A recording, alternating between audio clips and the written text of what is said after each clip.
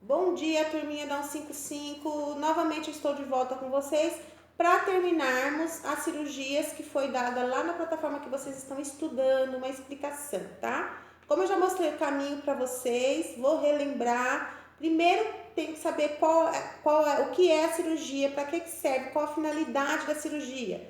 Depois eu tenho que ver a indicação da cirurgia, por que tem que fazer essa cirurgia. Depois assistência pré-operatória e pós-operatória, ok? Então vamos lá. Apendicectomia, eu dei para vocês aí apendicectomia. Corresponde a uma cirurgia para remoção da apêndice vermiforme. Dentre algumas complicações pode ocorrer a peritonite, no caso da apêndice supurar, ou seja, romper, tá? A indicação: apendicite que ocorre por obstrução da apêndice vermiforme, ocasionada por alimentos, parasitas ou fezes, tá? Então lembra da apêndice que a gente viu lá pequenininha, né? Lá no intestino que vocês aprenderam. Então, ela pode inflamar, tá? Ela pode ter um excesso de alimento. O excesso de alimento pode provocar uma inflamação, pode ter um parasito, ou até mesmo o excesso de fezes pode fazer com que ela rompa, né? Ali uma obstrução no colo, e aí a apêndice que é ligada ao colo, ela pode romper, tá? Fezes endurecidas, muito endurecida há muito tempo, pode ser um provocador, tá? Ou às vezes ela só inflama, né? Quando a gente fala da apêndice supurar, ela vai causar uma complicação no peritônio. Quando ela inflama por algum motivo, já provoca dor no paciente, já é indicado que tire. Então, o paciente vai ter tudo aquilo que a gente sabe: dor na região abdominal, ele vai ter aumento dos seus leucócitos, que são as células de defesa, né? Ele pode ter vômito, febre, é uma dor que só quando o médico já apalpa assim, o paciente já sente dor, tá bom? Então, muitas vezes a gente vai ver apendicectomia de emergência. O paciente vem do pronto-socorro e já vai para o centro cirúrgico, depois que vem para a clínica cirúrgica, né? É difícil, assim, eu nunca acompanhei apendicectomia de cirurgia letiva, né?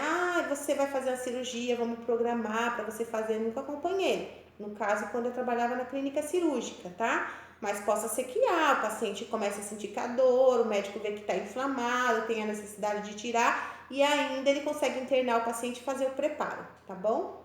Caso contrário, se for de urgência, já manda logo para o centro cirúrgico. Se tiver com rompido ou com muito severo, quando ele fizer ultrassom, ele vai identificar, quando ele fizer uma tomografia, ele vai identificar, então ele vai determinar, tá bom? Bom, quais os cuidados no período pré-operatório? Observar a ocorrência de náusea e vômito antes. Manter jejum de 8 horas, manter repouso, administrar antibiótico terapia conforme prescrição médica, realizar controle de sinais vitais, especialmente a temperatura. Simples, tá? Se tiver no pronto-socorro e o paciente for direto, geralmente o tempo que ele já vem com dor, então assim, ele já não tá comendo, né?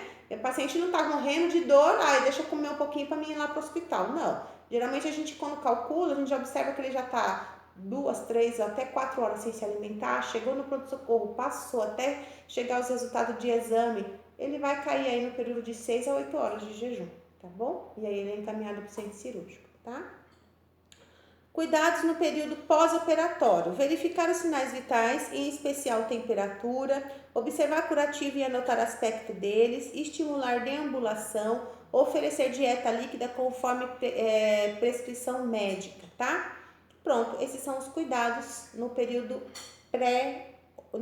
pós-operatório, tá? Complicações pós-operatórias: infecções, abscesso e obstrução intestinal, ok? Agora eu vou falar com vocês de colicistectomia para a gente finalizar esses vídeos aqui e já finalizar a matéria de clínica cirúrgica. Colicistectomia destina-se à remoção cirúrgica da vesícula biliar em caso de cálculo e inflamação associada ou não à pancreatite, tá bom? Então, destina-se à remoção cirúrgica da vesícula biliar. Colicistectomia, retirada da vesícula biliar, tá bom? Indicações: colicistite, que seria cálculo na vesícula biliar, inflamação na vesícula biliar, tá?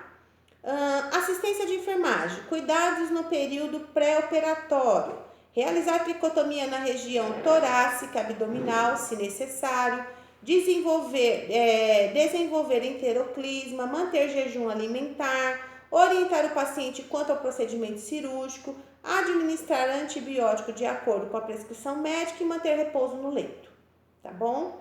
Cuidados no período pós-operatório, manter o paciente no decúbito dorsal e depois em Foley. Verificar sinais vitais, observar e anotar drenos, que seria o volume e o aspecto da secreção drenada. Atentar para sinais de complicações respiratórias, o paciente começa a referir falta de ar. Manter sonda gástrica aberta com drenagem. Se houver secreção, ver a quantidade da secreção, desprezar e anotar. Observar sinais de distensão abdominal. O paciente começa com aquela abdômen bem grande lá, aquela vai inchando, além isso daí é distensão abdominal. Icterícia, o paciente começa a ficar meio amarelo, tá? Náuseas e vômito, isso também é importante comunicar. Lembrando que paciente no pós-operatório pode ter vômito por causa da anestesia. Então, tem que esperar aí as 6 primeiras horas, depois que ele chegar, vai tomar um antiemético, mas aí se ele começa a persistir no vômito, então aí é caso de sinalizar. Aspirar e lavar a sonda nasogástrica se houver obstrução. Observar sinais de distensão abdominal, a gente colocou. Trocar o curativo sempre que necessário.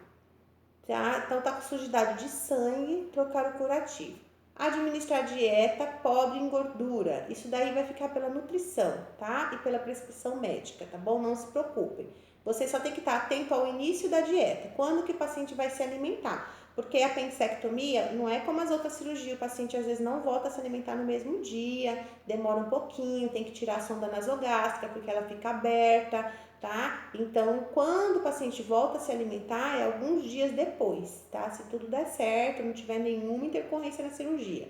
Estimular deambulação precoce sempre que possível, tá? Então, passou as 24 horas aí da cirurgia, geralmente até 30 e 42 horas, o médico vai prescrever quando o paciente tem que deambular, porque ajuda bastante ao paciente na cicatrização e na recuperação, tá bom? Bom, a gente vai terminando por aqui. Esses vídeos, estudem o que a professora deu para vocês estudar em questão de finalidade, em questão de cuidados de enfermagem, no período pré e pós-operatório e as indicações da cirurgia, tá bom? A gente vai finalizar a matéria aqui. Eu já coloquei um exercício para vocês na plataforma, tá? Eu vou colocar mais 3 perguntinhas ou 5 dessa questão agora dessas cirurgias para vocês responderem.